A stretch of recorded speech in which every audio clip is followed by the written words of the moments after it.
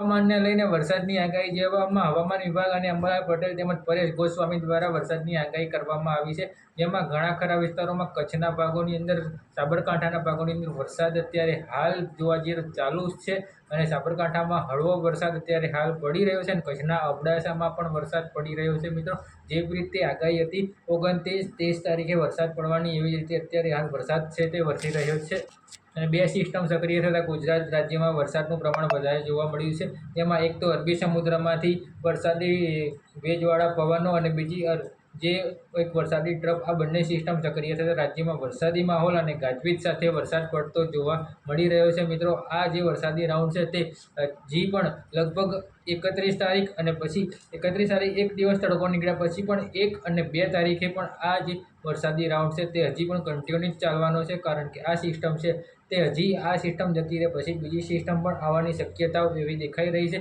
ઘણા ખરા વિસ્તારોમાં ગાજવીજ સાથે તીવ્ર માવઠાના વરસાદ પણ પડ્યા છે, જેમાં ઘણા નુકસાનીનો પણ પાક નુકસાનમાં પણ થયો છે.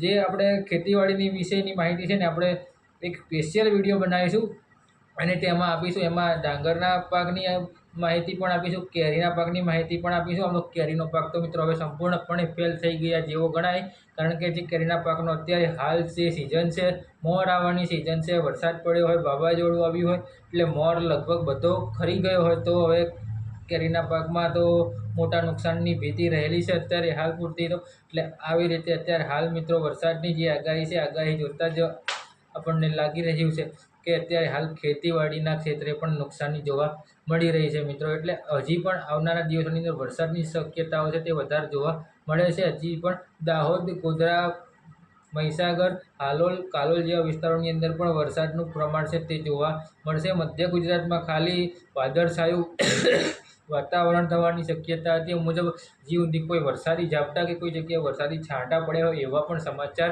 નથી. પવનની જે સ્પીડ છે તે અત્યારે હાલ નોર્મલ બરાબર ચાલી રહી છે. પવનની સ્પીડ વધશે એવા સંકેત દેખાઈ રહ્યા હતા, પણ પવનની સ્પીડ મધ્ય ગુજરાતની અંદર હજી સુધી કોઈ વધી નથી. મિત્રો, અત્યારે હાલ વિડીયોની અંદર આટલું જ. આપણે જે પણ બી માહિતી હશે તે નેક્સ્ટ વિડીયોની અંદર હવે આપીશું અને ખેતીવાડીને લગતી માહિતી પણ હવે તે નેક્સ્ટ વિડીયોમાં આપીશું.